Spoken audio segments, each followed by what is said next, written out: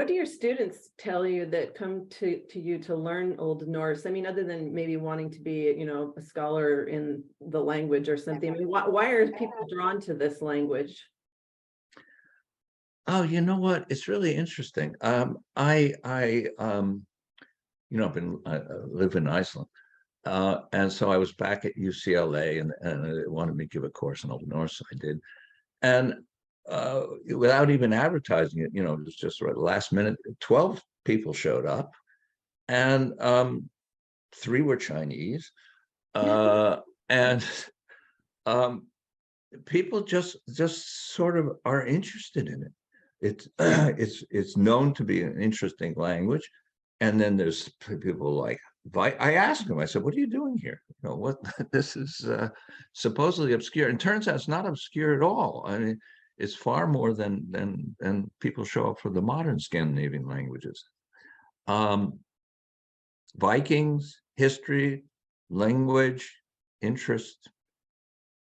That's a nice equation, right? That's a good math equation right there. I mean, Yeah. that right? As CJ and I have talked about this. I mean, it'll always be part of the backdrop of this podcast because we're about the Viking Age, and it's like, what on earth is the interest in Vikings? It is perpetual and deep, and it doesn't seem to die off at all. People just really like them. Yeah. Strange. I mean, It's actually, interesting. Go ahead, CJ. I was just gonna say, yeah, since we had that discussion and on the topic of the popularity of the Vikings, I am doing a deep dive on the ancient Celts just for giggles, because first of all, it pertains to the writing that I do, but also it's just fascinating topic alongside the Vikings. And through that, I'm reading a book right now. I can't remember the title or the author, which is probably not good, but I'm reading through about the ancient Celts, and in the starting about the 17th and 18th centuries, there was a major interest in Europe toward the ancient Celts. And part of this book is putting into question whether the word Celt and the idea of the Celts is even valid, because a lot of it is just fictitious, because of the Romans, the Greeks, etc. Like it's a pretty complicated premise, but a lot of the things that made the Celts interesting, like feuding and feasting, and are things that are applied to. So I think there's just a human interest in these more primitive cultures that have these social bonds, social institutions, almost, if you will, surrounding, that the Vikings really embody the best of any historical population that we have, whether justified or not, because there's so much mythology that's cropped up around them.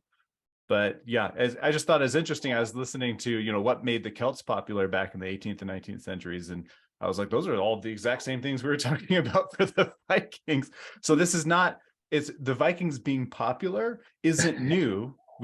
Cultures will just, each different era of modernity, if you want to call it, kind of picks and chooses who their favorites are, and Vikings just happen to be the popular thing du jour, which unfortunately kind of ties into, I remember back in 2011, I just finished my first manuscript, and we went to this movie.